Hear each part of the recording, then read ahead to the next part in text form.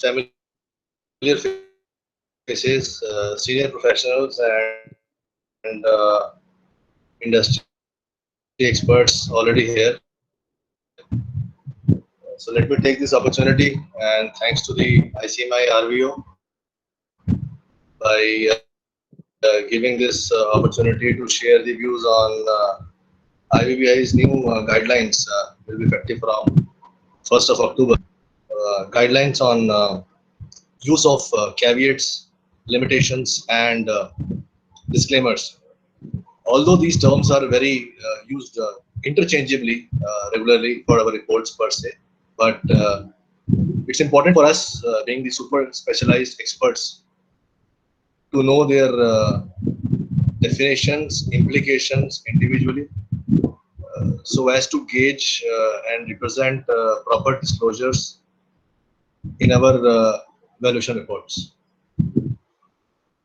Friends, over a period of time, valuation reports have become quite detailed, elaborative, and self-explanatory because the stakes are really high and expectations from the end users, it may be individual, maybe corporate, maybe large institutional investors, or worldwide global investors eyeing on Indian assets for any transaction purposes or regulatory purposes. So their expectations from experts like one of us has already been enhanced, and they look reports and contents of the reports very crucially. And so it is our responsibility and to kind of disclose all these minutest details which is required to make the report not only complete but to get the confidence of the end user on the reliability. So, in the similar lines, IBBI has come up with the guidelines as a guidance note for us to be adopting it. It's good in a sense because there has been a lot of circumstances and noises in the past that there has been a lot of variations between the similar valuation reports for similar purposes for the same type of assets within the same timelines. And IBBI has already formed internal committee member team to steer challenges and opportunities with regards to valuation reports at large. And this was formed, I think, 6 months before from now, and they have in constant discussion with the industry experts and end users have come to this guideline as we see today, as it is uploaded on the IBBI's website. So each one of you can have a detailed perspective of this 17-pager uh, guideline, which is already there on the IBBI's website. So what I'm trying to do today, friends, is understanding the guidelines as a brief framework and sketch of things for you to easily understand and implement this in your daily valuation reports that you do, and also to discuss amongst each other the challenges and any specific questions with regards to valuation that we might have with each other to facilitate on that. So it is our my pleasure to ask to make you ask anything from the valuation standpoint, and happy to answer with respect to my experiences and try to find out the practical way out from this thing. So proceeding with the presentation, friends, I hope we can proceed from here on.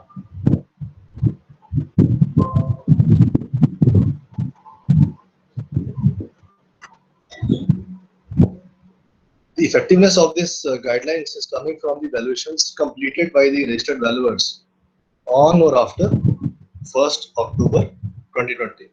So which is just around the corner, and we all have to understand the criticality of this guidance note issued by the regulator. And the overall the guideline is set out as a comprehensive framework, a set of standards for professional conduct for the registered valuers. The backbone of this guidance note is that a registered valuer should not absolve from the its core responsibility by disclaiming anything. There has been instances in the past where different types of disclaimers were there on the report without understanding, or erroneously or mistakenly giving those disclaimers, which tantamounts to dilution of the responsibility of the registered valuers. So, keeping those in mind, the emergence of these guidelines have come into the being, and that is the driving force and indicative way of making the RV understand that what should it take to prepare the valuation report with regards to these caveats, disclaimers, and limitations. The good part, friends, is that there has been a detailed illustrative pointers which the regulator has shared at the end of these guidelines pertaining to all the three asset classes. So, be it land and building, be it plant and machinery, or securities and financial assets. So, they have given a detailed illustrative list that you can refer to and can also inculcate in your respective valuation reports henceforth when you sign or complete on or after 1st October 2020. Now, adherence is the responsibility of the RV. That RV shall prepare this valuation reports under Rule 8, and the guidelines are with respect to that. And the RVO shall monitor the adherence to these guidelines through scrutiny of the valuation reports as and when required on a regular basis. This is just an overview of the this guideline, and these guidelines have been bifurcated into three major sections. One is the basically the need of these caveats, limitations, guidelines. Second, the guidance notes pertaining to different asset classes and the structure of the valuation report. And third is detailed illustrative guidelines and illustrative list of these disclaimers, which are really helpful. And the respective asset class RVs must go through these illustrative list point to point and make a note of it as a standard framework of things in your report, whatever you issue for any objective, whatever disclaimer, objective, or limitations or caveats is applicable for their respective cases, you have to follow it religiously. Just to brush up, as I said initially, all these words, caveats, limitations, and disclaimers will be used interchangeably in the entire guidelines. But to understand the literal meanings which the guideline states, is the caveats are the warnings or the cautions to the client or end user of these reports, right? So these must be stated very clearly. And if you see point number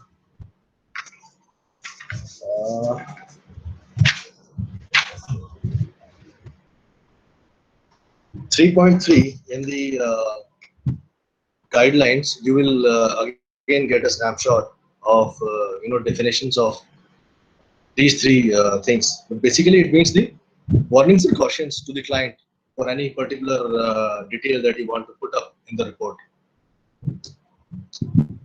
Similarly, limitations are the restrictions.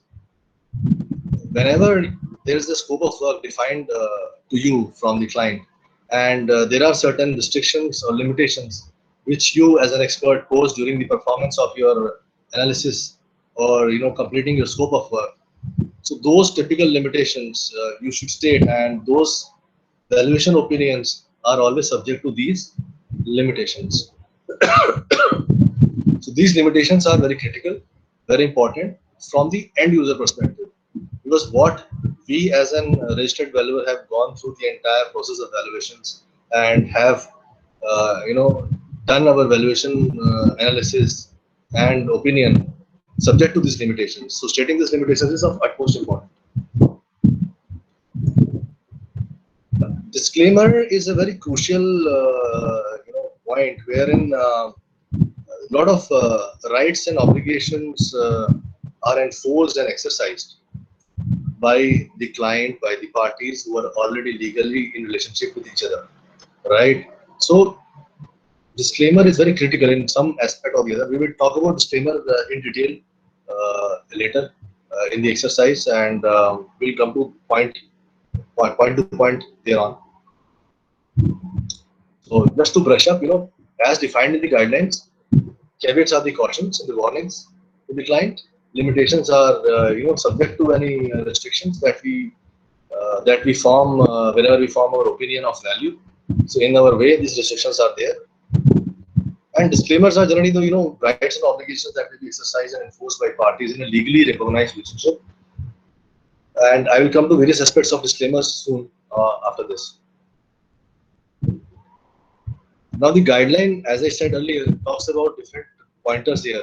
It's talk about the why, the need of these guidelines are there. Then there is a brief guidance note on these limitations and disclaimers.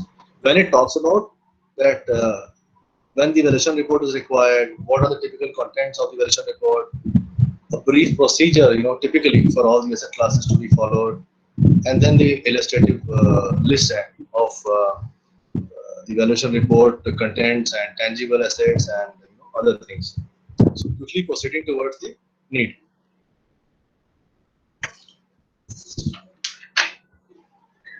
Friends, by performing the valuation exercises, we know that no two professionals would be able to arrive at the similar precise estimates of value for the same asset, for the same timeline and for the same objective. The reason being the professional judgment. The various challenges that one faces, various valuation opinions that one adopts by subject use of information after physical verification in terms of tangible assets, or other corroborative evidences that one indulges into, or other evidences that you come across while performing your deep dive analysis of the information and facts presented before you. So at times there are not availability of sufficient information and explanations from the management or from the other third parties where you intend to arrive at a more accurate and precise valuation of the underlying asset. So at times, there are certain statements or absolution of liability that one has to put in the report. So again, a disclaimer is required to mitigate the potential risk which is hanging on the head of the expert who is making the report. So again, this guideline talks about disclaimer, especially with respect to these three categories. Disclaimer protects the rights of an RV by cautioning and dissuading others, which means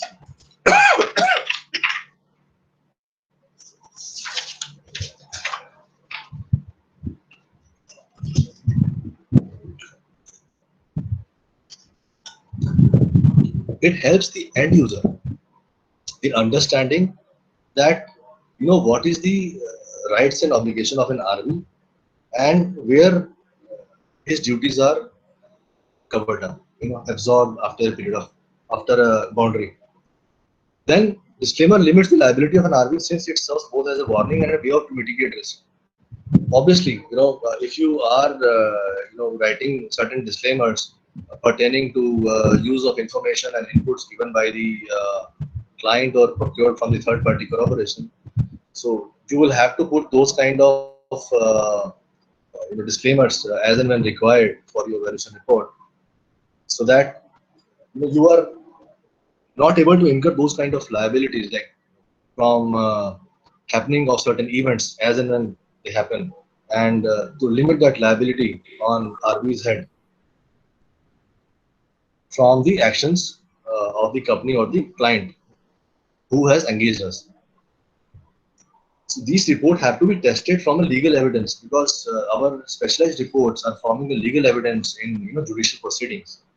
So all those limitations and disclaimers have to be stated very clearly that what is the intended usage or purpose for which our reports can be used, right? And how much liability an RV would take on his head by performing these scope of work and these framing the opinion of value of the underlying valuation report. So it is important from an end user perspective also, and it is equally important for a registered valuer also to understand and create a boundary of limitations of liability also. So it is because tomorrow if something happens in the court of law, there may arise certain kind of liability on the heads of the registered valuer for certain events, unfortunate events in the future. So how you limit your liability by stating those disclaimers in the report, that is very important to safeguard your skin also by performing your duties to that extent. These are just the macro bird's eye view, friends. But as we proceed to the next level, we will understand and indulge into each pointer much more detail.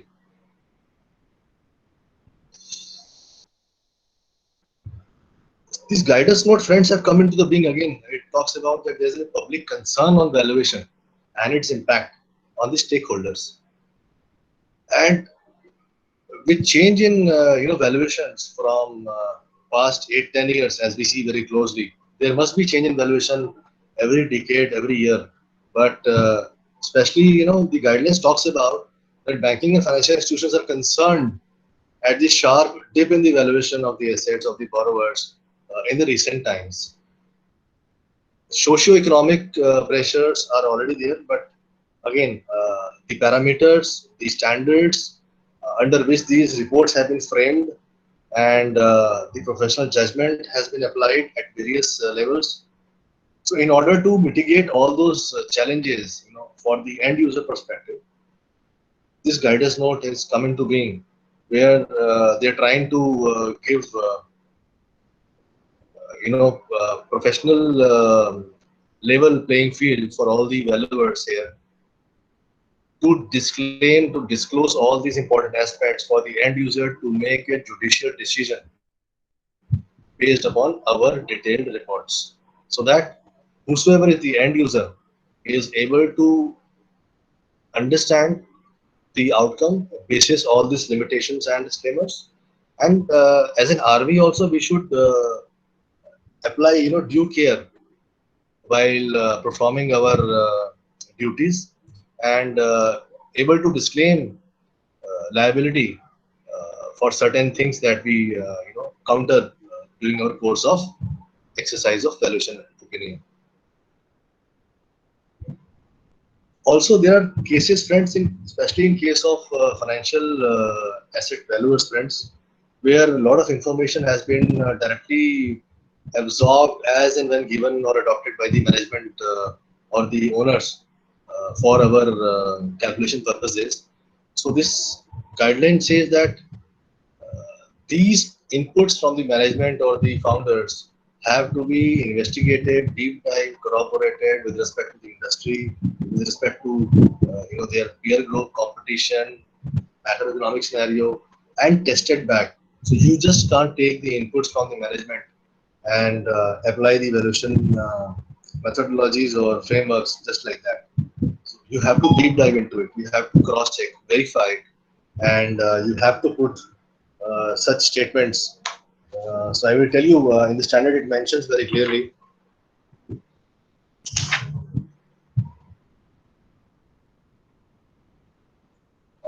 The guidelines 3.1 subclause 3.2 says that an affirmative statement that information provided and assumptions used by the management in developing projections have been appropriately reviewed, inquiries made regarding basis of key assumptions in context of business being valued in industry and economy, and an affirmative statement on adequacy of information and time for carrying out the evaluations. So one has to state these kind of statements that they have been appropriately reviewed and the key assumptions have been verified. That is the responsibility of a registered valuer, of an expert. Because earlier there has been instances that people are saying that we have relied upon the information given by the management and all those things. However, this does not absolve the expert's liability on the content. So the content has to be verified, investigated to the extent possible, and take a view of that. Don't just take the input from the client or the owners as and when they give. There could be a lot of challenges or window dressed information that you may get. So the responsibility of testing those data is lying on the registered valuer and the expert like one of us.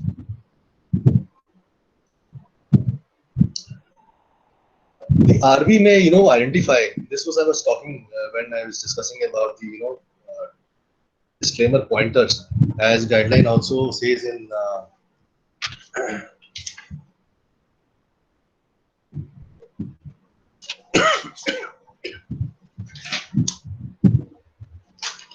point number 4 of need, that one has to identify the rights he wants to protect, of his own rights, areas where one might be subject to liability, right?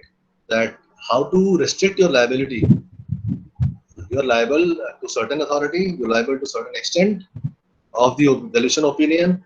It should be serving a certain purpose for which you are framing the report for. So one has to be very, very clear the purpose, the intent, the timeline of the underlying asset for which you are giving your valuation opinion, and the contents are pertaining to a specific end use. Company says that I have adopting it for internal use, but they may be able to share it to n number of authorities or regulators or wherever it is without telling you. So I mean, those things have to be kept in mind and stated very, very clearly in your report. So that is how you limit yourself and your liabilities. And also, you should explicitly caution the end user or the reader of the report about the potential risk involved.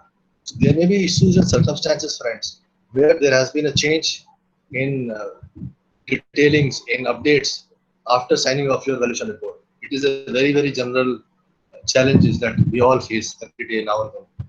So all those things have to be very clearly set out in your report. So if you follow these typical guidelines, friends, so you'll not only help you yourself avoid a lot of liabilities, but be very specific and clear about the risk and the potential end users, and you're able to protect yourself very clearly on the go, because these reports are legally challenged in the courts of law, and you never know to what extent, to whatever tenure or period it may come up for some discussion or some arguments. So one has to be prepared for any kind of contingency by providing all these information, clearly stating in your valuation report whenever you get an assignment of valuation. But make sure the underlying objective, that under any circumstances an RV or an expert should not exclude one's own liability in respect of negligence or performance of one's own duty. That is one of the most critical thing, which the guideline talks about number of times in the whole guidance note. Okay. Although very generic, you all are aware, but guidance note talks about it. So I thought to give you just a brush up. The guidance note talks about what are the instances when the valuation report might be required. We all are aware, but to just brush up as per the guidelines, whenever there is a case of acquisition, disposal of assets, mergers, amalgamation between the companies, so companies might need an expert opinion of value for various compliance, internal decision making, and reporting purposes, friends. So these are very critical, and in present scenarios of stressed economies and stressed companies' balance sheet, we see a lot of M&A happening at various levels, and those opportunities might be coming to you guys. So be cautious and give your opinions after going through the point-to-point details of these guidelines. There may be certain corporate governance requirements of disclosure and valuing certain assets for reporting purposes as 31st March balance sheets are getting prepared. So that might be one of the other opportunities for professionals like you to give your valuation opinion on the same. There may be certain regulatory compliance requirements from SEBI, from other authorities or regulators, which different type of companies have to fulfill. Maybe a global consolidation or maybe a listing agreements requirements. Fund mobilization is very generic requirements for companies to reassess their assets, revalue their typical gross block and assets to understand and capitalize on the underlying assets. So those are again very high end requirements, especially in banking and financial industries, friends.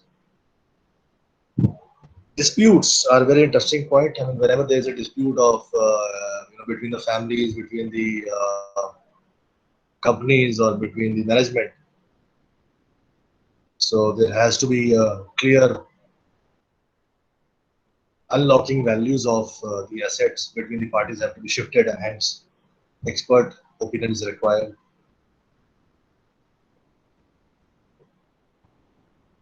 And there are these are required for typical lenders also, whenever they are lending to various borrowers types from the banking and financial institution. So they also require a regular review and overview of these assets or inventories regularly for their borrowers. And yes, whenever a company enters into a insolvency and bankruptcy proceedings.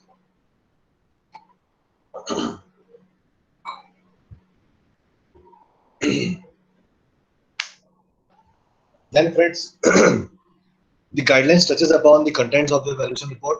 Just to give you an overview, although friends, these are already covered in your valuation review, these are already a part of your international valuation standards that one follows and adheres to, uh, and it is just again a brush up. It's a good to review, and as an expert, it's a point and measure that are we doing all these things as a part of our report, because these would be minimal requirements to be present in your valuation report. So one, the background and information of the assets being valued, purpose, and who is the appointing authority. I know you have gone these pointers up in number of times, but this is again very important as a structure of valuation, that this has to be part of the content of your report, because it defines a lot of things, and it is RV's responsibility to make sure that these are part of their valuation report. The basis of value, friends, this is a very critical topic, because the valuation opinion changes drastically if the basis of value is different for two different professionals. If the engagement and appointing authority for two different professionals for the same underlying asset or the same timeline, if the appointing authority is different and their basis of value are different, the output will be entirely different. Many end users do not appreciate, do not understand this difference, friends, but it is our duty and responsibility to make them understand that if I am preparing some report basis my appointment and basis my standards of value or basis of value, so one can't just compare that two guys or four guys have done the similar evaluation exercise for the same asset for the same timeline, yet the results are different. So one has to understand very clearly the appointing authority and the standards of value used. So once you check upon immediately the standards of valuation used, you're able to understand the basic difference.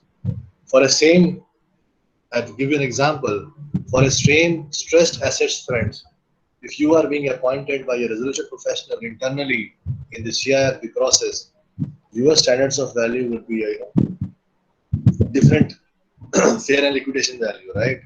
While for the same asset, an investor has appointed another professional, a registered valuer, to assess the valuation of the similar asset for him outside. So his standards of value may not be fair or liquidation value. His standards of value might be synergetic values, investment value, or other value opinions, because the investor might be seeing it from a different angle. So, basis of value and stands of value have to be checked very thoroughly. Then, premise of value is also equally important whenever you are comparing two valuation reports. So, statement of these two things are very, very clear, has to be clear in your report. Then, friends, most of the valuation reports does not clearly mention the identity of the person who is signing up the report, the credibility. We all are, super specialists, but having a very rich, diversified background, friends. If I am doing a sign off today as a IBBI registered valuer under an asset class, but having said that, I might be having 10, 20, 30 years of rich industry experience in doing, whatever number of years invested in the industry and corporates.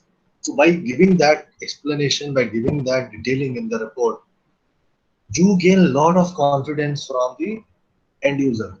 That look, some ABC IBPI approved valuer has not signed this report, but some ABC valuer who has got this years of experience have done this type of assets, or have been part of XYZ company or team. It helps in giving the lot of credibility to that report. So friends, do input your identity of valuer. One page is dedicated.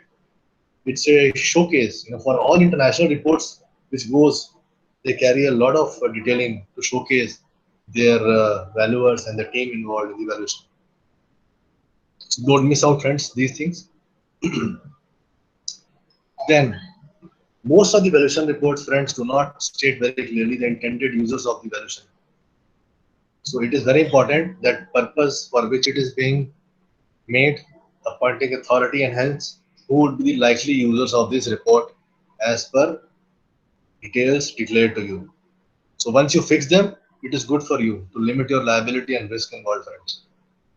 If you see all these things from a risk and a liability perspective, you understand why these contents have been framed, and these are not framed in haste, but they are framed in global best practices.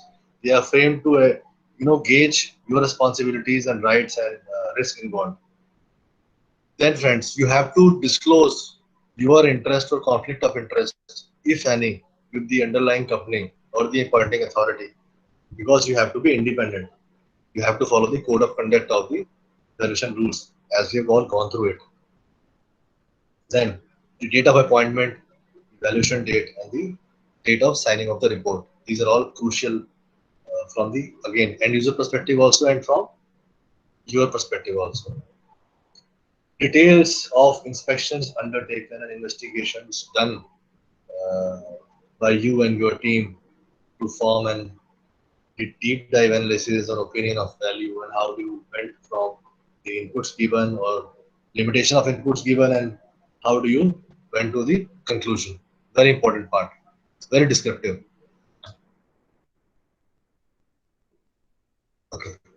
Then there are details regarding the overall business, their ownership, their characteristics, how they are clear and defined, and nature and sources of information that you got from the input, whatever you asked and whatever you've got actually. It means a lot, because if you require 10 items and you've got only 4 items or 5 items, it's a limitation in itself.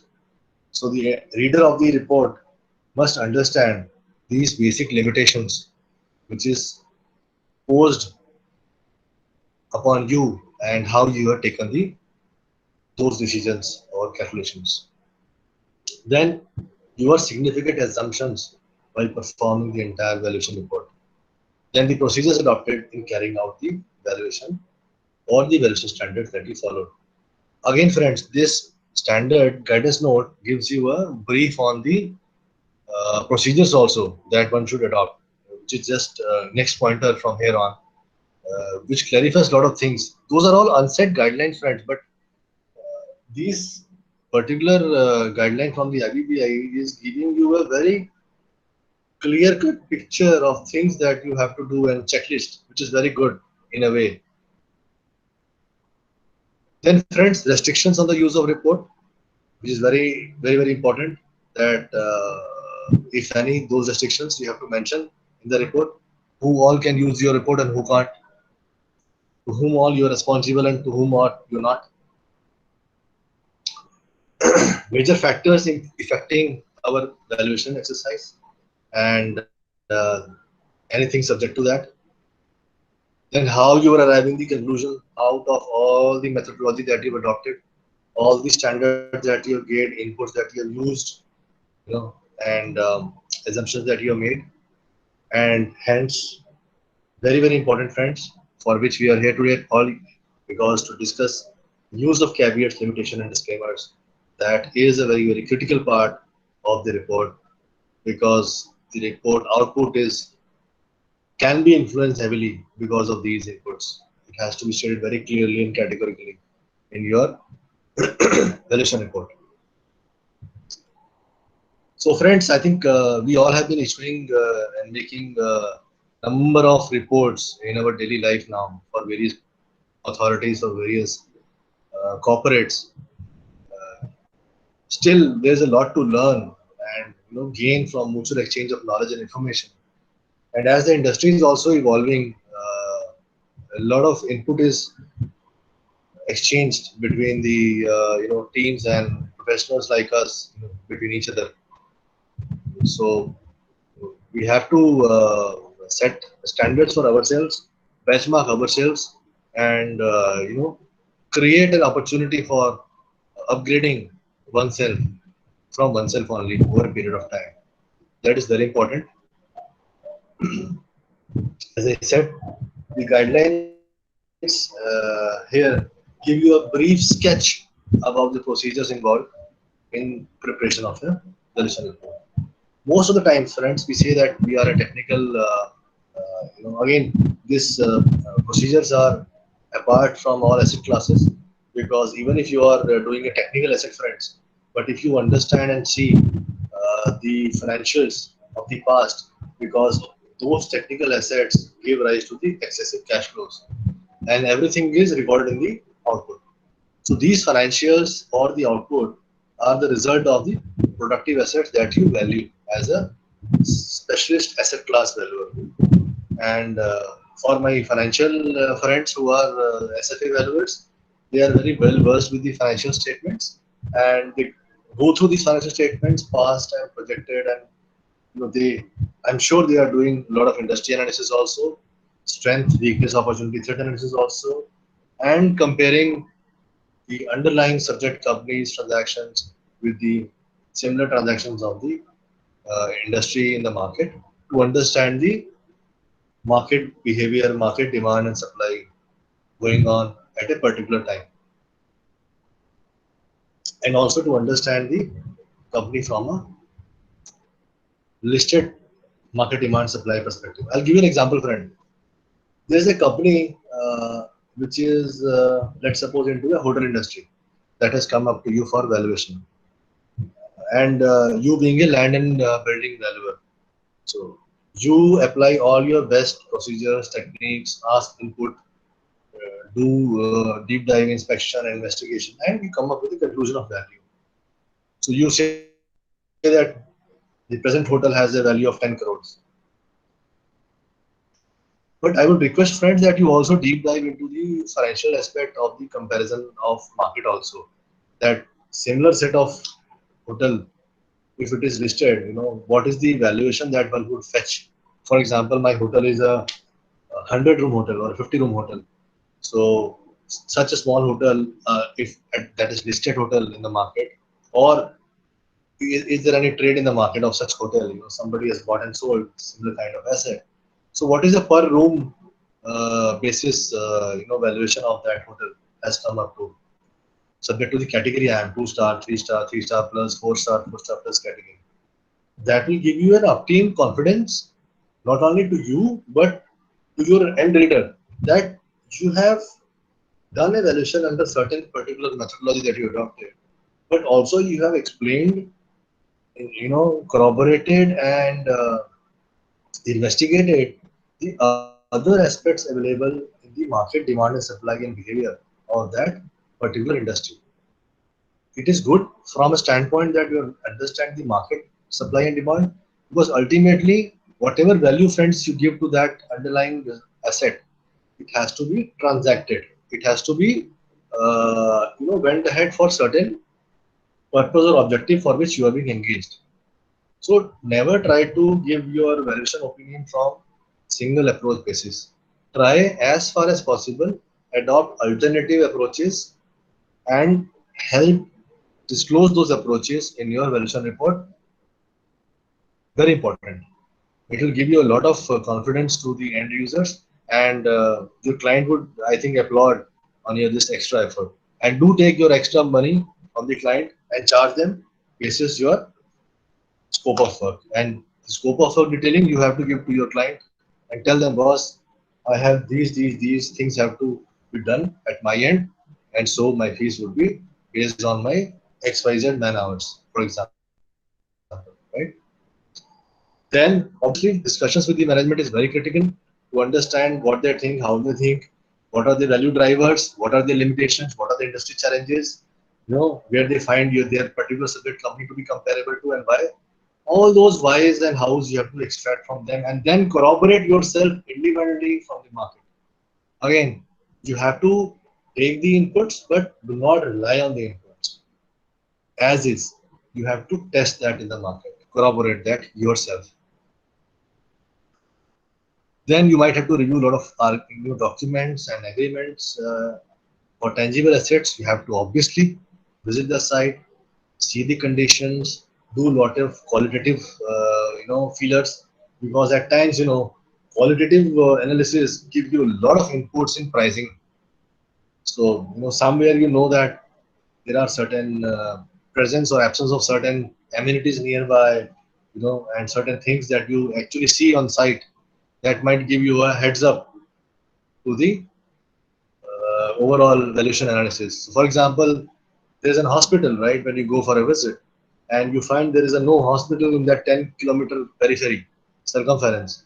So automatically the valuation of that hospital would be a little different with this, and the kind of service and quality that that hospital offers at that region, right?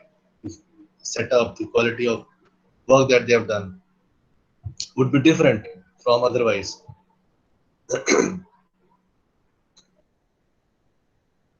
And all those informations, photographs, documents that you have done, you provide that analysis basis in your report to make the end user understand in detail.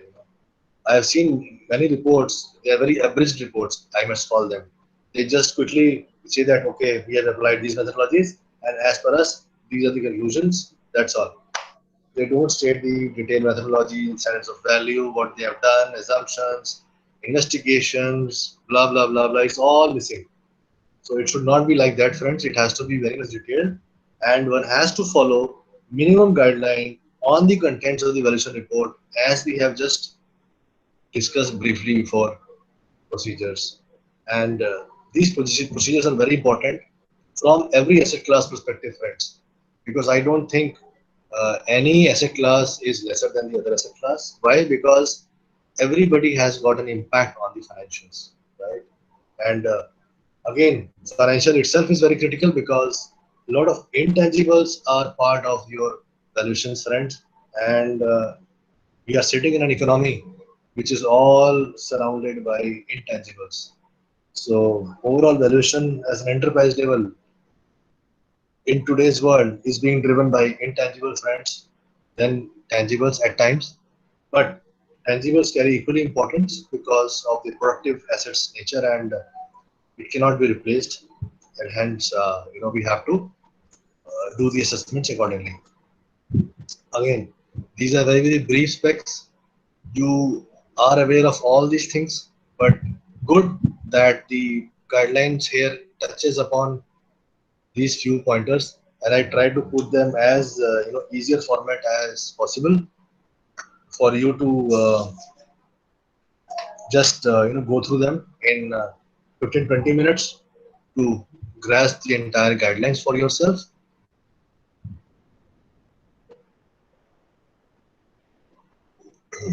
Okay.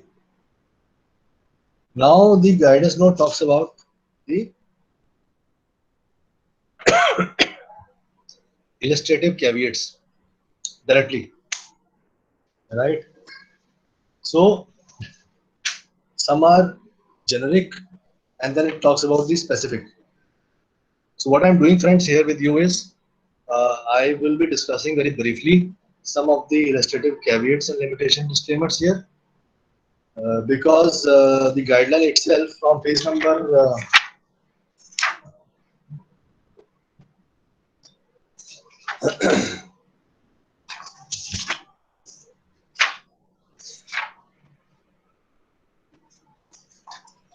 number 10 onwards, friends, in the guidelines, it gives you a detailed illustration on these disclaimers in very detail. But let me touch upon certain things which I wanted to put stress upon so that we can uh, get to understand these things and their importance.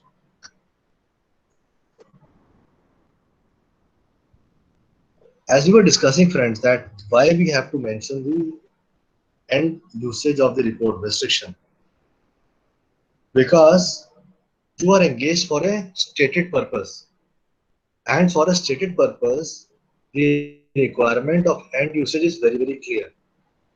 So the challenge lies that when the stated purpose either is not clear, when the management says it is used for internal decision making purposes, so friends, you have to be very, very careful that the the access to this of this report should not be anybody else than the intended user. So you have to detail these restrictions in your valuation report, because you may not know that it is being taken from you by virtue of being used internally, but being shared for various other XYZ purposes or methods in different timelines and different zones also. So limit these things and put this restriction on your valuation report for sure. Also, friends, from a financial angle, the responsibility of liability of any losses, claims, and damages arising out of any act of omissions or engagement of third person expert for your valuation opinion has to be restricted. So you have to mention that thing in very detail. Point number two, the responsibility of RV. It states from the limitation of the liability of loss of claim or damages arising out of the any actions taken, omissions given by another person on this regard. So you have to limit your liabilities to any third parties, which is very important to de-risk yourself also, right? In most of the cases, friends, the information provided by the client, uh, they say that our company is doing well and it will perform wonderfully good and blah blah blah. So although you have the responsibility to review those numbers as given to you by the management, your responsibility is to backtest, to corroborate, to investigate those numbers. But again, by doing so, especially for the financial experts, you are not doing an audit. You are not providing any kind of assurance on those numbers. So be very clear and state these things very, very clearly in your valuation report. And as I was mentioning, the post valuation date events, you have to be very, very clear about the date of signing of the report, date of appointment of your as a valuer, and the valuation date for which you are performing the valuation. And there might be events which is happening post your furnishing of your valuation reports that may or may not impact on the overall valuation opinion of the subject company. You have to be very, very clear to express your opinion that there could be certain factors, possible changes in the market, right? For example, if you have signed off any report for general purposes in February or early March, and the same report may or may not be useful today, right? Seeing the market scenario or the socioeconomic factors or the pandemic that we are living in. So those has to be very, very clearly stated in your valuation report.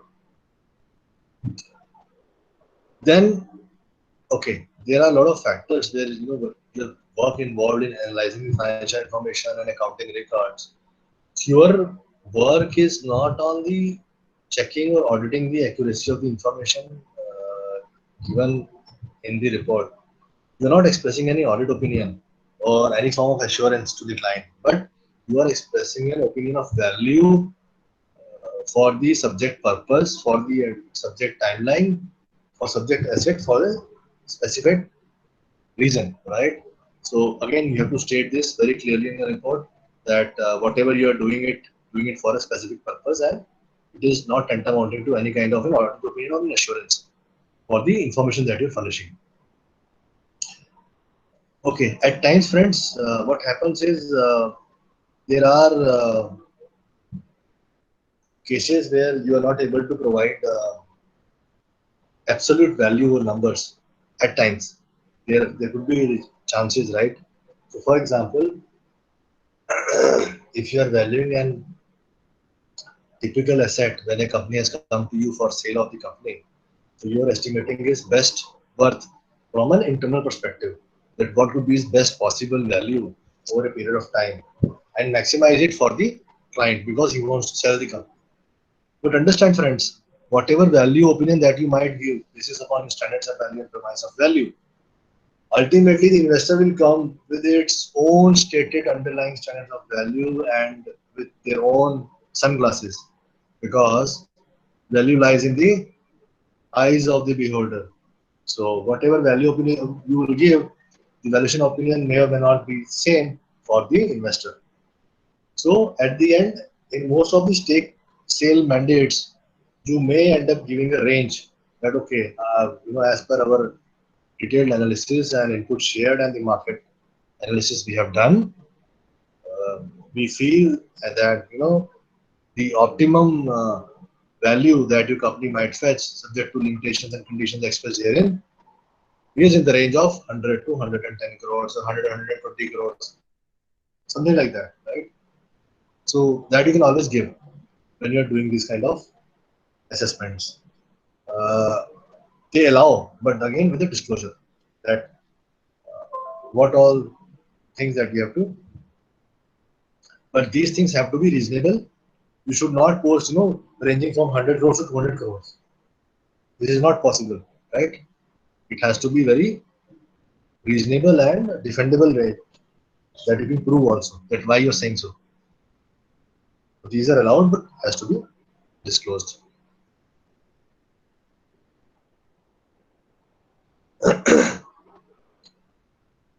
Okay, so you are again the next point is the you are giving an estimate of opinion of value, right?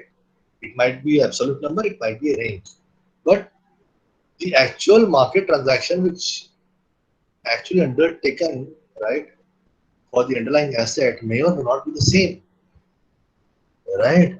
So you could only give the best estimate basis certain internal factors and things available to you.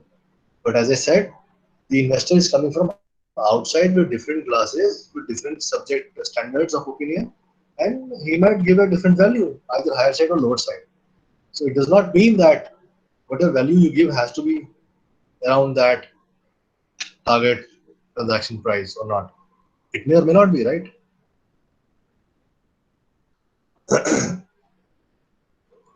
Okay. Again, for my financial friends, we have the habit of taking the MRLs, the management representation letters from the clients for everything and anything that we do in the valuation report, right? And we think that we are saved. So we say that we have relied upon the representations of the clients and management data, blah, blah, blah, received for real estate investments, for machinery equipment, for other investments, right? But having said that, you should also corroborate these things with your analysis, with your own inspections. You may state this in your report as a part of your overall disclosure, but you should state this very clearly. And also, if there is any misrepresentation done, knowingly, unknowingly, or there's a willful default, right? So the liability of such basis of opinion of value based upon such representations, the loss, the damages happen should not lie on your shoulders. Again, de-risking yourself, friends, from any unwarranted contingencies for yourself. Okay, we have been talking about this now and then. So we will not just adopt the data from the management or from the party, but we will have to corroborate it. We have to perform certain analytic tools, some investigations to arrive at our valuation opinions and estimates. We will just not take it as is. There might be certain kind of adjustments that might be required. So, for example, we're talking about the hotel, right? So, in case of the hotel, let's suppose the market transaction data for a 200 room hotel at a good location is going at 50 lakhs per room basis, right? So, enterprise value per room. So you will not apply similar 50 lakhs per room and multiply by your 100 room, right? And you will say my valuation is 50 crore or 5 crore, right? But you have to analyze it. You have to justify whether such a value multiple would be applicable directly to your subject company. You have to arrive at certain adjustment factors, keeping in view the underlying assets that you have, subject company vis-a-vis the benchmark that you're comparing with. So all those things form your part of your analysis and has to be shared in the report.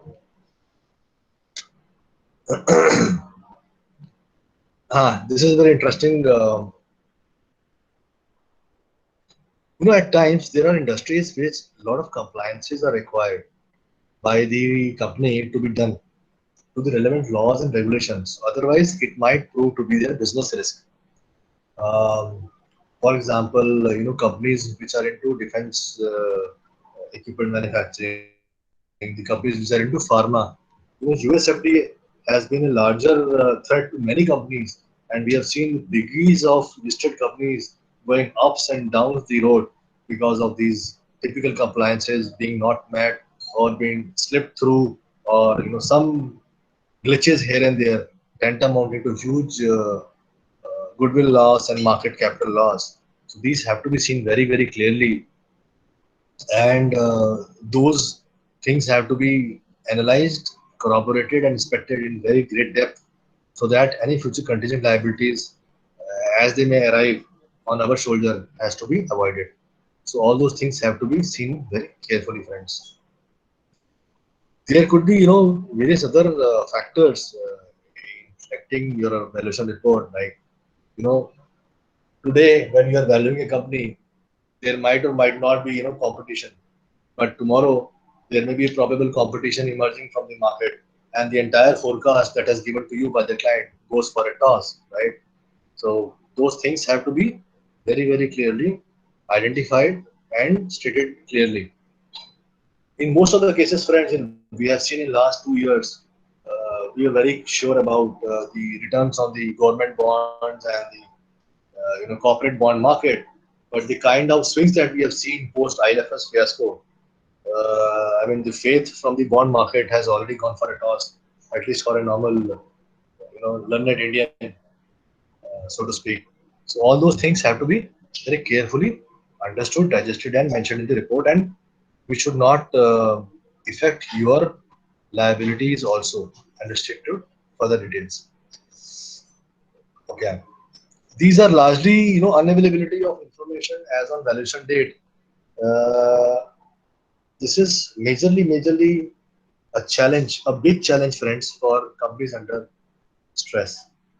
All stressed companies, either in IBC or elsewhere, are facing these challenges because one, the manpower is not there. Two, the intent of promoter may or may not be correct. Three,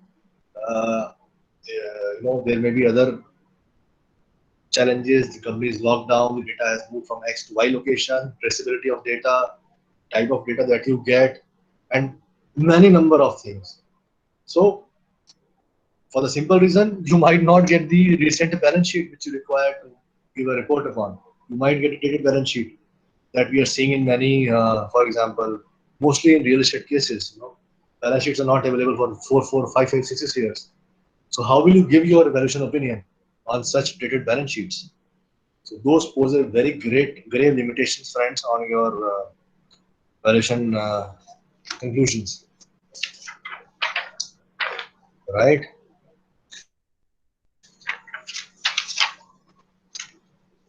I will like to put your focus, friends, on a very great slide. I think that is next only.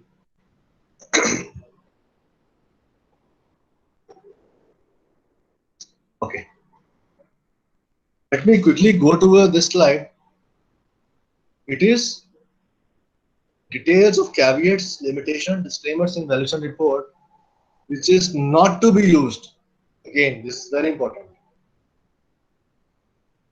We have a general habit of saying that we have not applied any test, we not corroborated the fact, and not done any due diligence on the information being shared by the client, and we have just adopted as is. So you cannot write this, because what will happen? You are absolving your core responsibility of an expert.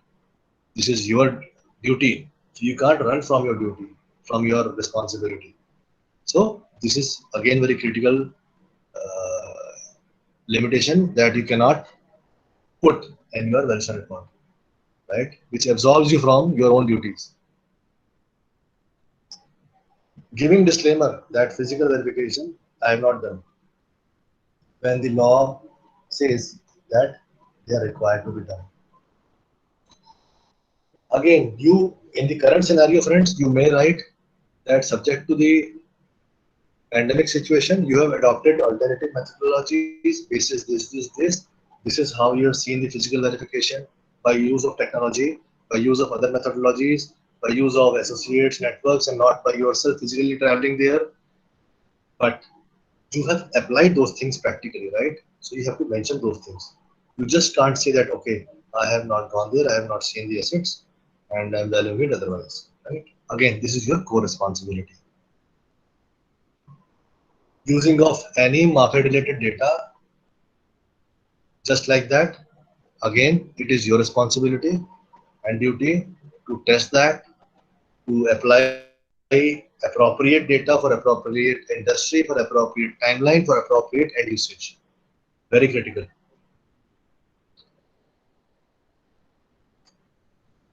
Friends, a lot of us don't do historical analysis of the company, and which is a very common sense requirement, because what company has been doing in last 3, 5, 10 years, and where it is now, and where it is, wants to go, seeing the current economic factors, it is very, very important and pertinent, friends, to understand the past trajectory of the company, at what they are doing, how they are doing, under what circumstances they are performing, what is their capacity utilizations, what is their margin additions, what is their year-on-year growth, what are their business segments, why they have bouquet of services and products, and how they will grow in near future. So you have to be very, very clear with respect to the products, with respect to their margins, with respect to their growth, with respect to their expansion methodologies, and how they have been doing and what they intend to do. You just can't say that, okay, I don't know what company was doing in the past. Company management has given me forecast, I have applied, and that's all. Thank you. No.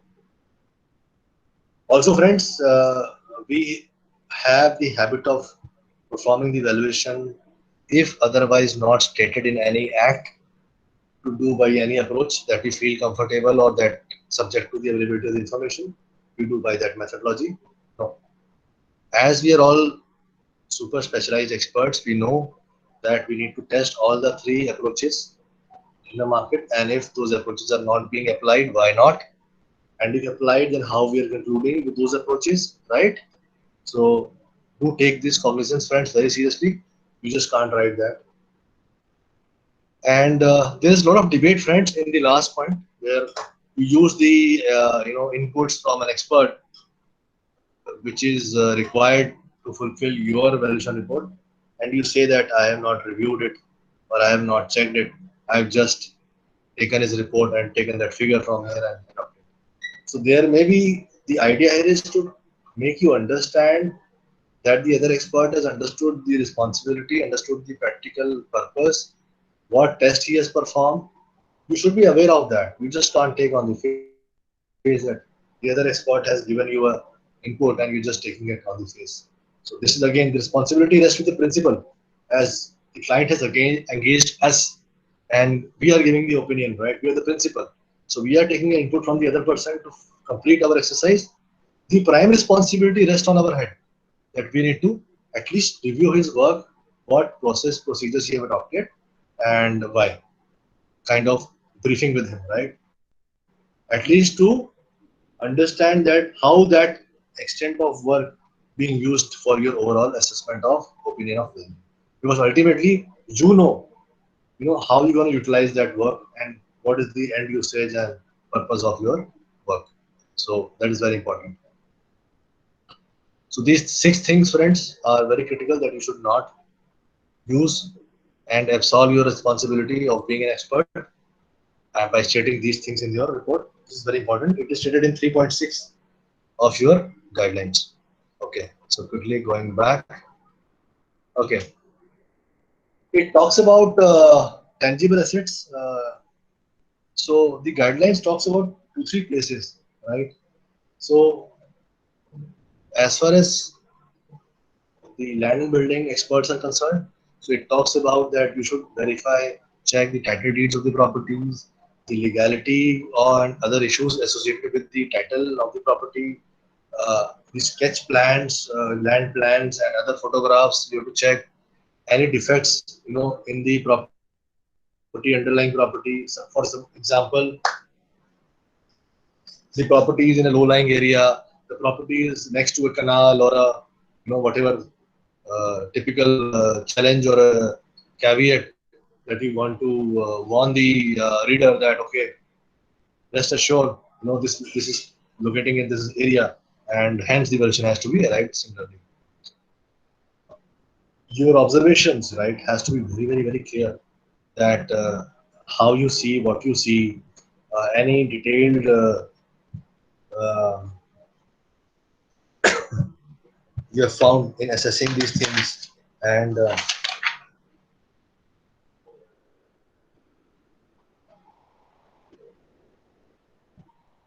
okay.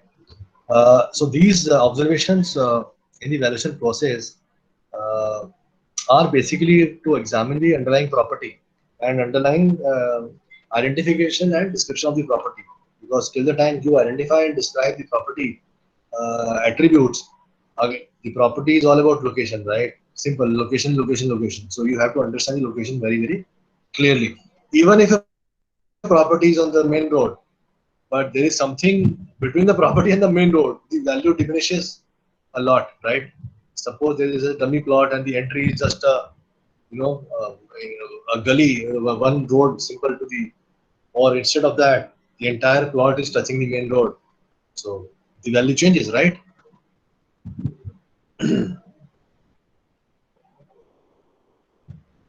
So at times, friends, there are a lot of hazardous materials there which are lying in the factory. In a lot of chemical plants, friends, use of very, very hazardous equipments and materials are being used. So you have to uh, state such conditions and materials and responsibilities of those challenges met with the warranty and representation to their accuracy and completeness. You just can't write that RV has relied without verification and offers no warranty to its accuracy and completeness. You may engage a work of an expert and can give those kind of opinions.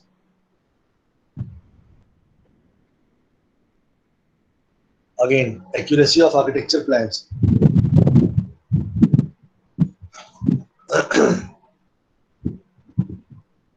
You may end up making your own architectural plans, friends. This is the sketch plan and your site visit details. Again, it depends upon the objective and the purpose of the evaluation for which the RV has to take such decision.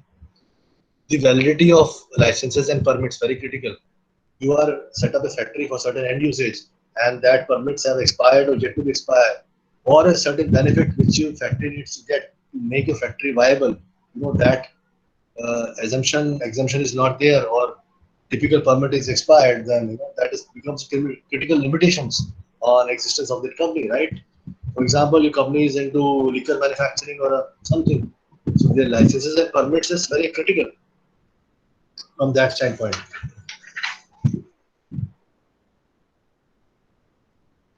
And whenever you're taking a going concern assumption, friends, you have to assume the basis that why you're seeing that it is a going concern or why you're not seeing it as a going concern, subject to your assessments.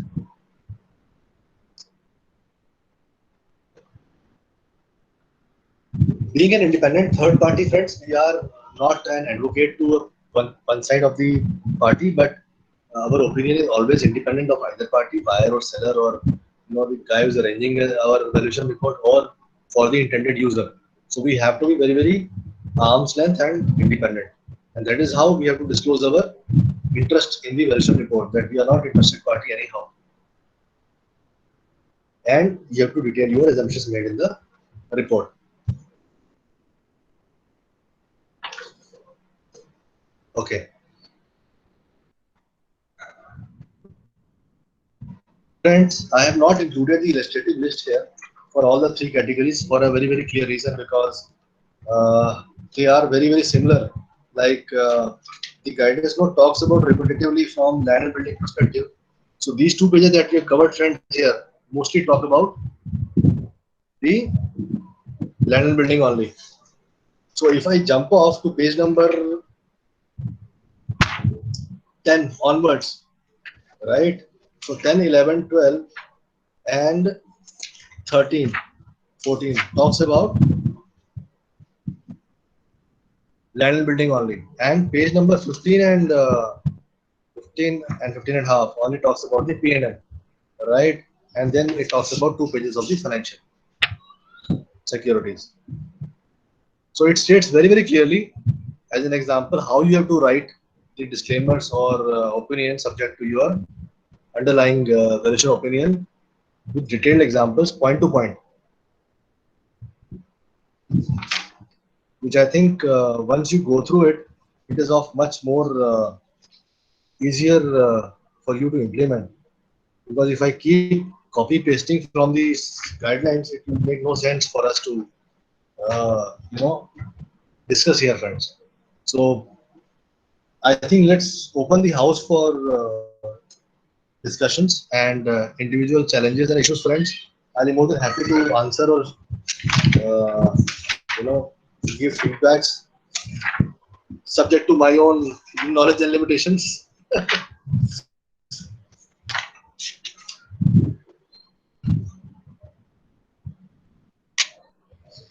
But friends, if you read all those disclaimers which I stated from page number 11 onwards to 17, you will find whatever we have discussed here right now are mostly there. So yes, I am coming back to you for the quick question. Hello, good evening, sir. Shivkumar Shetty here. Yeah, Shikumarji.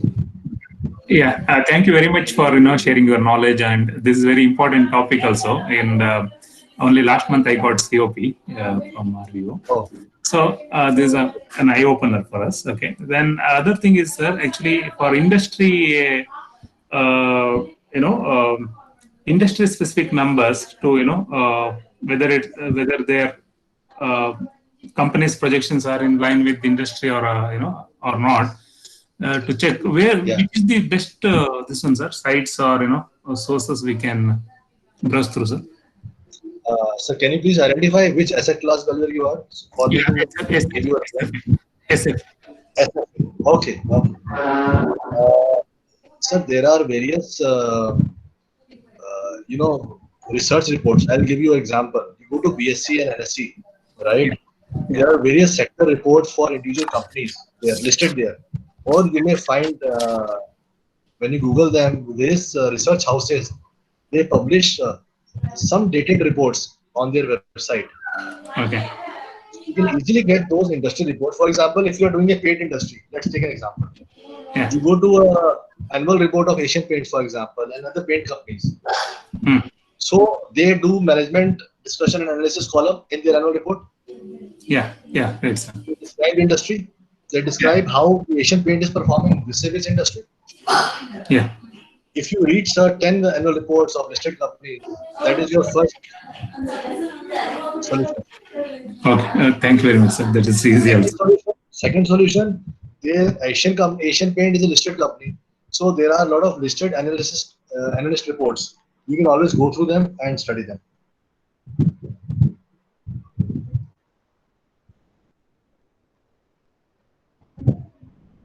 Yeah. Further questions, friends? Thank you, sir.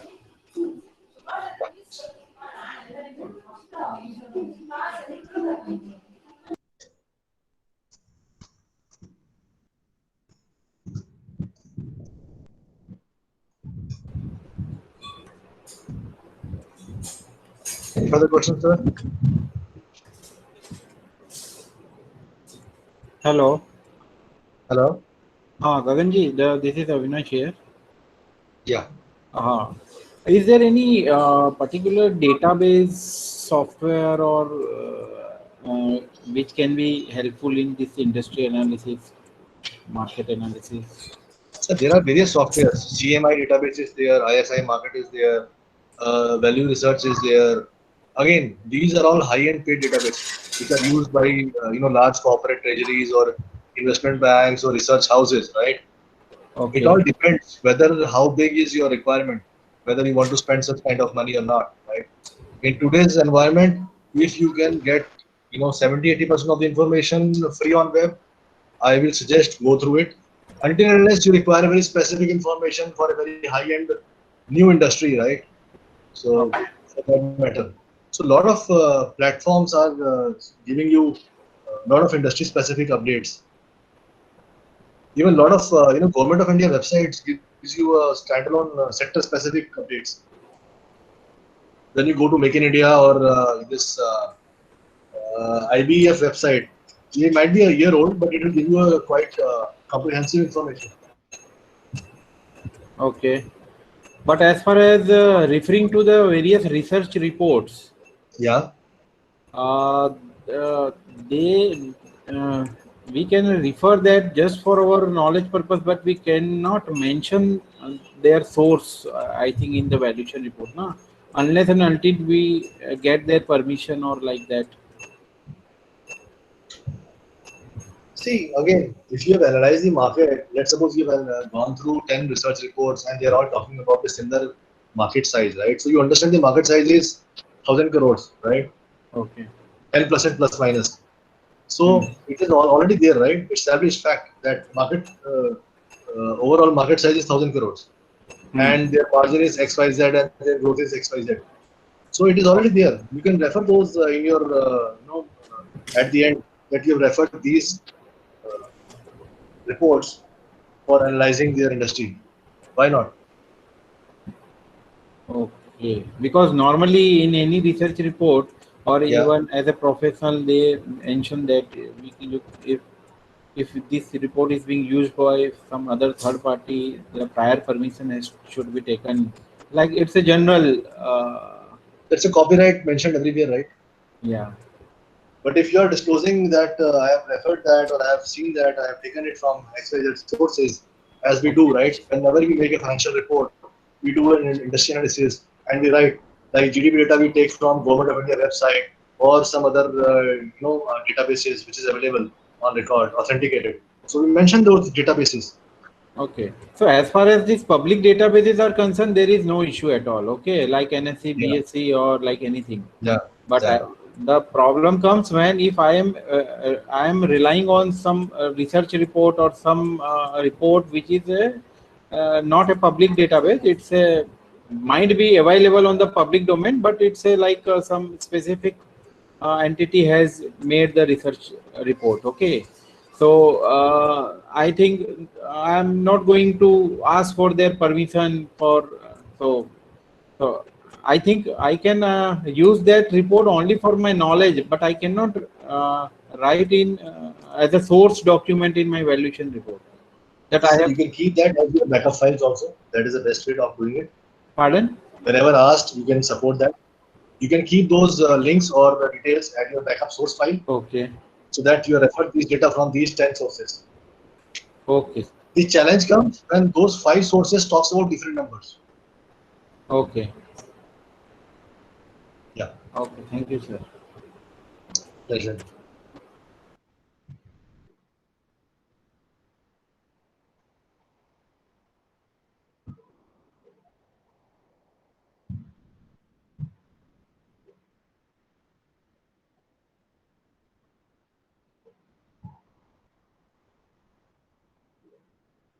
Any other questions, friends? You are happy to ask any question regarding valuations, not just pertaining to the subject that we discussed.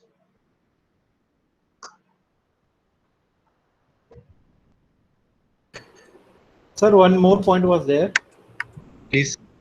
Uh, regarding the projections which we get from the management.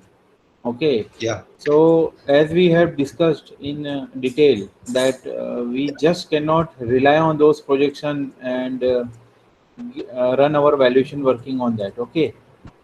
But Very true. there is not, there won't be any clear cut, projection also depend on the estimates from the management, how they want to go ahead with their business. So there are something that you have to rely on their estimates only. Are you getting my point, sir? Means, So there are two things. huh, You are not doing your duty or absolving your responsibility if you are just taking the inputs as is. okay, While you have applied your know-how, you have checked their historics, you have checked the market, asked them about the competitors, analyzed their growth pattern, margin analysis, bouquet of product lines, checked the industry reports, and then gone back to the management and asked them 100 questions. That is your input. That is how you support. That is how you demonstrate your knowledge. okay, And that is how you can put that on record and state that management has given me XYZ financials. We have normalized the financial to ABC and adopted for our valuation purposes very clearly, which means you have applied that input. okay, sir. Okay, okay, got it. Yeah.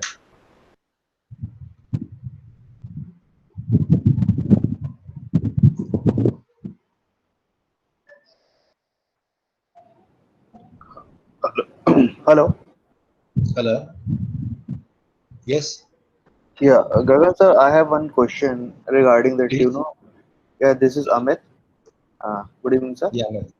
Good evening. Yeah, the question is regarding that the data has been shared by the management. So I Yeah. am working on a valuation for a partnership firm, and it is for Okay.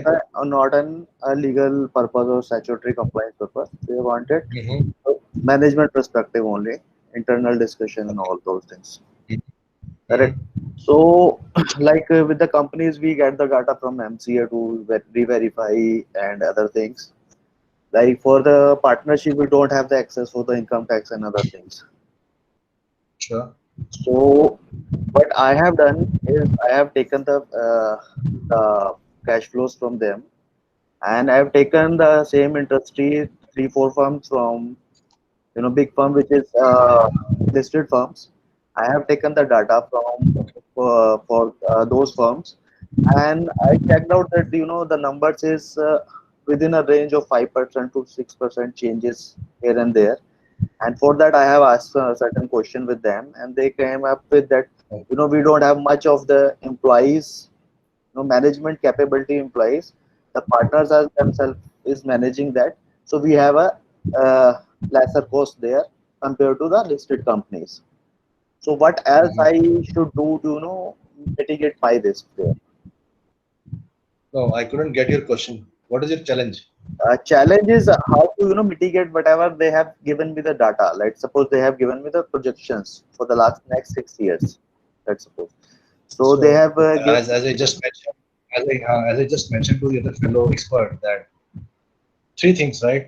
Understand from the management itself, you have to prepare a questionnaire. What industry vertical they are into, who are their competitors, unlisted also and listed also. For them, being a small company, as you said, partnership firm, I presume that they are not reasonable sized. Otherwise, they would have been typical private limited company.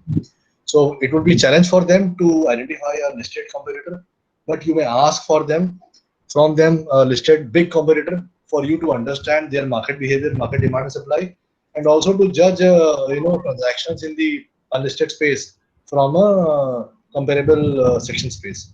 So you do apply your insights in understanding the market supply and demand and behavior of certain companies, valuation understanding from the market comparison theory, and also from the listed side to understand the matured company behavior from a growth and margin perspective.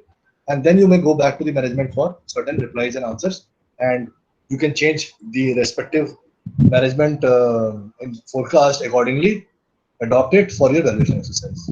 Okay, You are free to change, right. So I subject to have your findings. got it, sir. So I have taken two listed firms for the same Mm. industries, Yeah. and I have compared that and taken the whatever there is gaps. I have asked for the questions. There is certain replies, which seems pretty logical with the database. And it's not Okay. a very the partnership is a long 50 years old partnership firm. It's not a very small partnership. Okay. I understood. So there's a big database behind that. So would two firm would be enough, or I should go for more number of uh, See, uh, more the merrier, but again, it has to be comparable with your subject company. yeah, that is the same industry. Obviously, the size is bit quite big for the listed one, but we have Yeah. taken the segment wise, which is in the respective segments. We have taken the data Yeah. accordingly. So I think that would suffice my requirement. Yeah. Subject to any further limitation condition, I think. Okay, fine. Yeah. Okay. Thank you, sir. Pleasure. Pleasure. Sir, one more question is from Shri Rama Rao. Uh, the Ji. question is in chat box, sir. Okay. Let me see. Meanwhile, I just request to all the participants, please People, mark your people. attendance. If you have not marked yet, please write your name, email ID, and mobile number for attendance purpose in the chat box. Mr. Rao, I think again the challenge here is the effective guidelines are from reports that you're finalizing. It states opening line. I'll just read it for your this thing. These guidelines shall come into force in respect of valuation reports. Uh, Again, in respect of valuations completed by registered valuers on or after 1st October 2020. Completed, which means ongoing, also have to adhere to it. So there is nothing wrong in adhering it from today onwards, because your valuation reports may or may not end up before 30 September. So the date might cross, as you said that these informations are not being given to you. So this is limitation to your valuation. These are challenges that is posed by you. So prepare your valuation report as per these guidelines from today onwards, or for all the pending work in progress valuation reports, I must say. That could be a good suggestion point.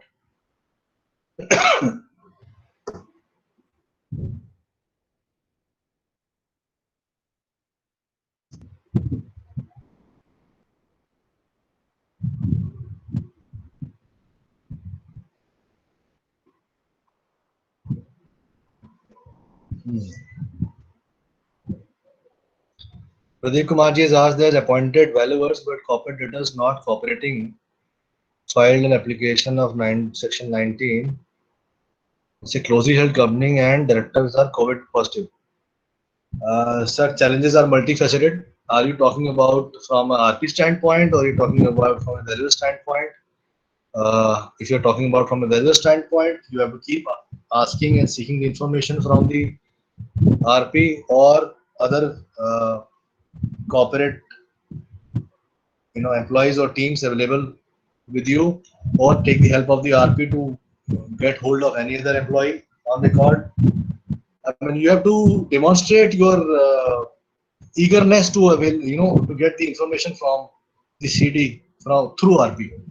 I mean, that is what you can do if you are appointed valuer.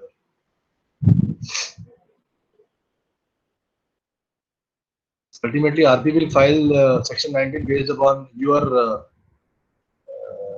limitations only, that you are not able to get those inputs and do your function properly.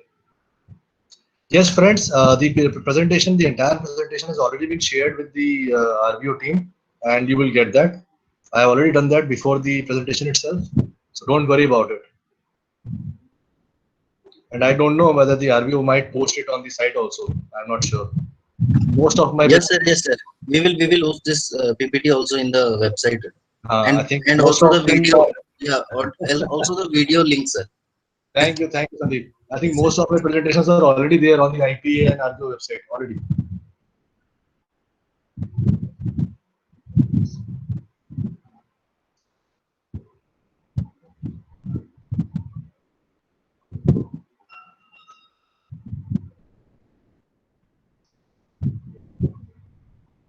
Mr. Rao, I couldn't get your question. As a registered valuer, can we certify under sections other than scope of registered valuer? Under what section, Mr. Rao? You can unmute and ask.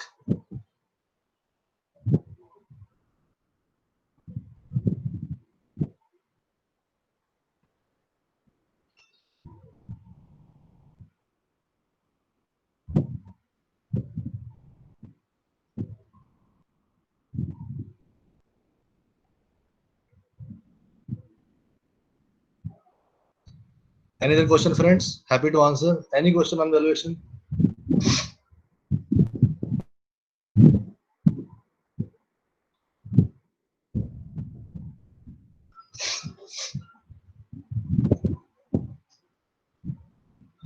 Mr. PK Raju is asking, who will furnish data for income projections? Or we need to follow cost and market approach? Sir, I think you need to follow and test all the approaches, number one. Number two, the data information checklist you need to ask to the management, and it is their duty to furnish you details. And if they are not able to do so, I mean, that is the limitation that you have to pose in your reports. But basic checklist and data requirement is your right. Under Companies Act, sir. I'm Koteswar Rao. Under Companies Act, we can. Yes, sir. You can do valuations under Companies Act. Why not? Some sections are allowed. Other than that, also we can do. So, actually, for rights issue like that, as a registered valuer. Why not, sir? Why not? Yeah. Okay.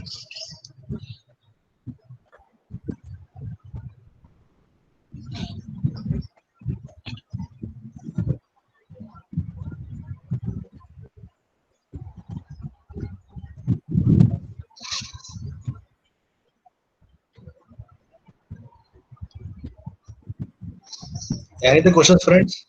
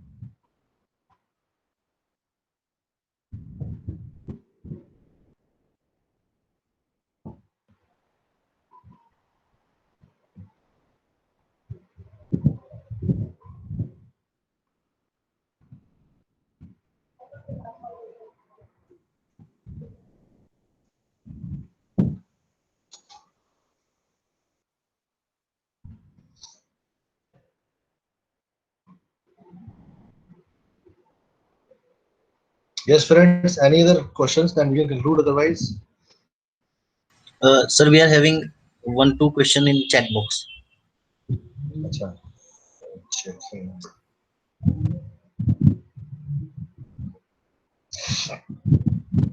Okay. Mr. Raju is asking, how can we ascertain recoverability of receivables, etc.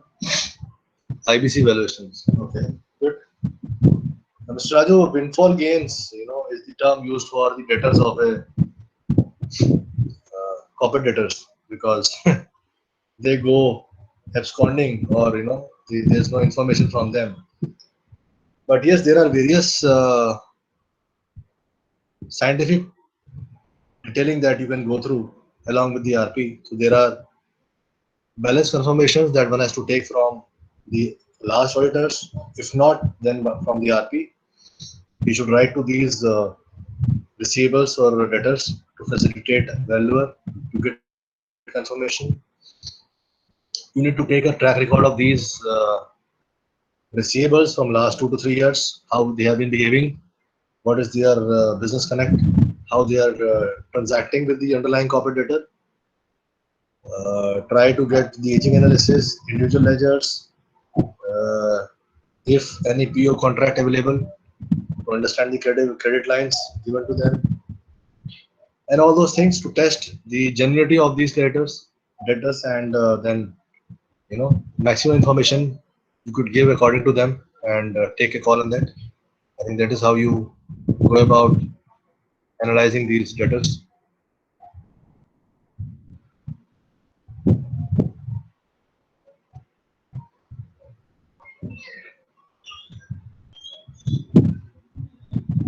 So Pradeep Kumar is asking, I am a cost accountant and I will be a registered valuer and but not having COP of RV. Can I sign the valuation report? That's a question need to be answered by Sandeep ji, the RVO guy. I don't think you can, but still, Sandeep is the guy to answer. Without COP, can you sign the reports? No, he should not. He should not. Absolutely. Recently, there is a judgment. Ji. Even if he has passed the examination until he is registered as a registered valuer, if he signs the valuation report, he will be subject to penal provisions. Without the COP, right, sir? Great. Yeah, it's not possible. Thanks for the crisp reply, sir.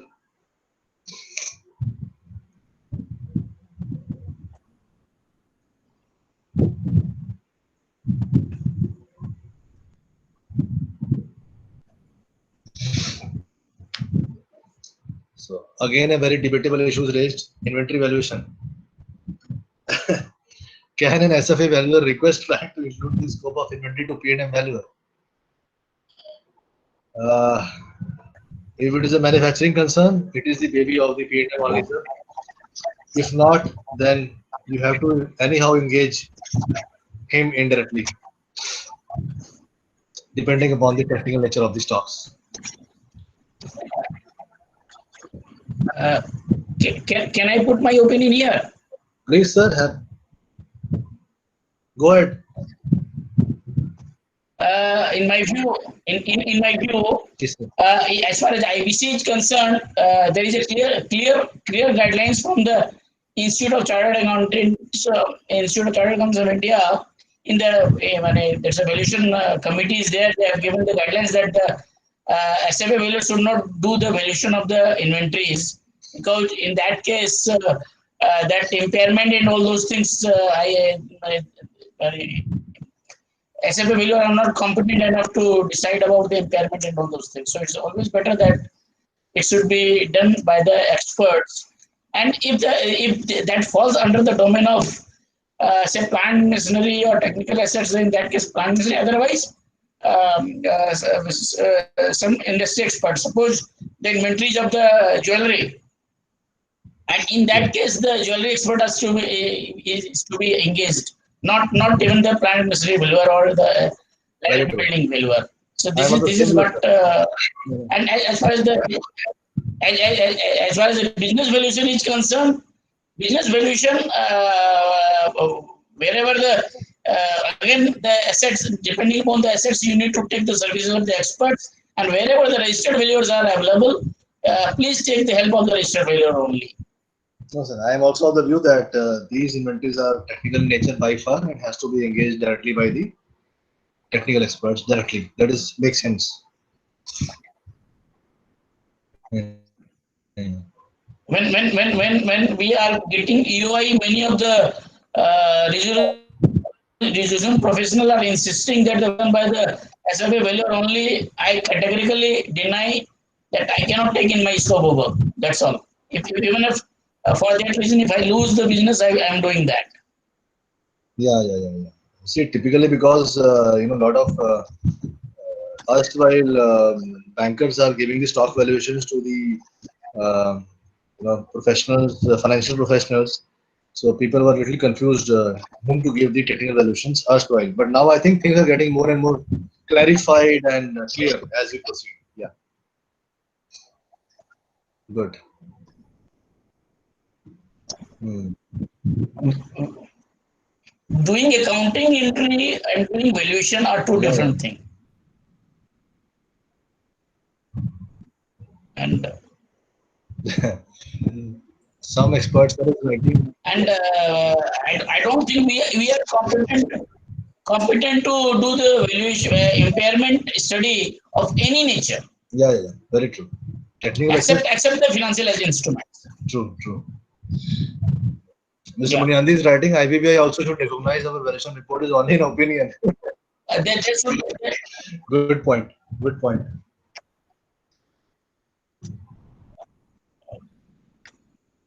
Even I would request the RBO to issue draft guidelines and get it weighted by the IBBI and release as far as the valuation of inventories are concerned.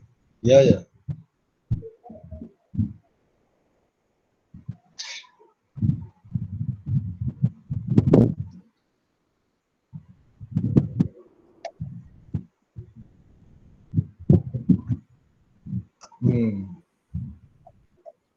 No,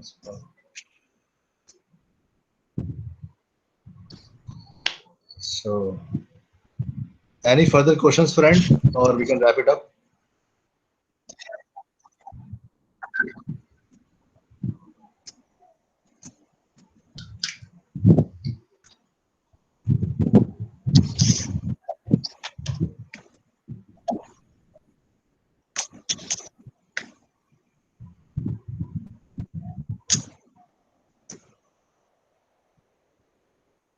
Any other asset class is also here? Land building, plant and machinery. I think Mr. Raju was from plant and machinery. I got it. I got his RV registration in the chat. But Alok is there from the plant machinery. Acha, Alok ji was there. Alok. I think Mr. Bhatia is there from land and building. Let's see.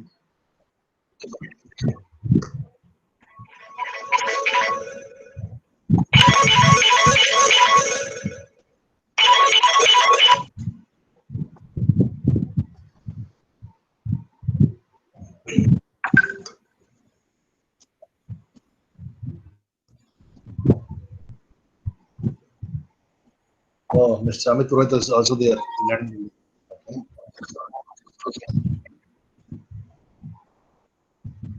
Good.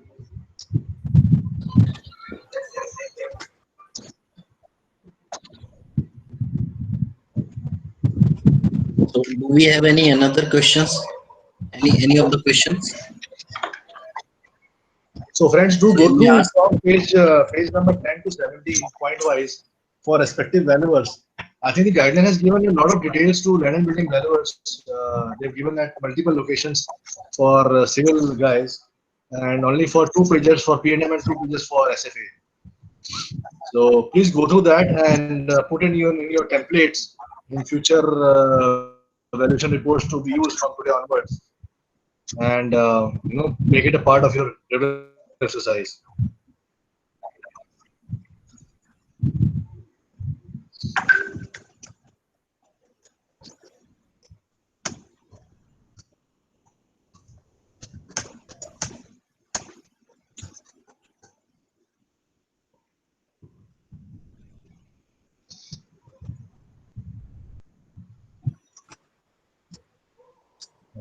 So anybody having any question or queries, so you may please ask.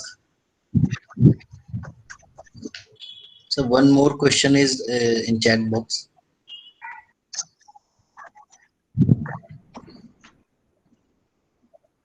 So it all depends, Mr. Harsh. It all depends upon the purpose. There still, as we speak today, there exists different requirements for merchant bankers to get the opinion of value and RVs to get opinion of value.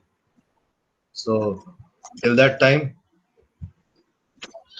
you have to do your independent opinion separately.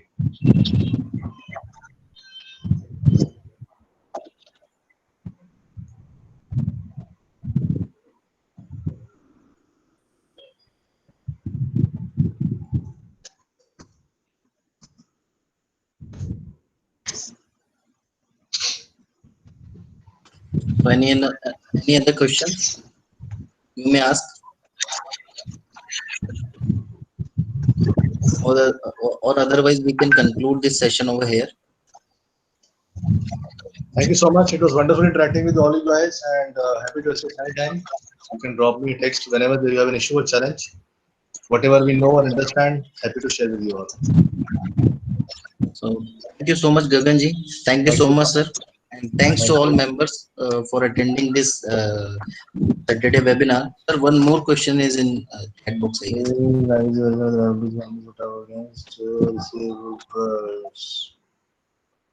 Mr. Raju, we have to give the valuation on the gross assets for the RP to settle those liabilities technically.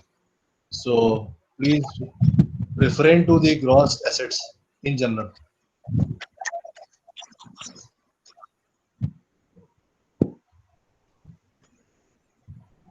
Yeah. Thank you, friends. Have a great weekend. So thank you so much once again, Gaganji. Thank you so much, sir. And thanks to all participants for attending this Saturday webinar. You have enjoyed this session. By next week, we will soon announce our next Saturday webinar program, and you will get the email about this program. And the PPT and this video will be available with our website, and we will share soon this link to your registered email ID also. So thank you so much to all for attending this Saturday webinar, and we can conclude this session over here. We will meet by next week. So thank you so much. And thanks to once again Gagan Ghaiji. Thank you so much, sir. Thank you, sir. So thanks to all participants. We can just sign off as of now.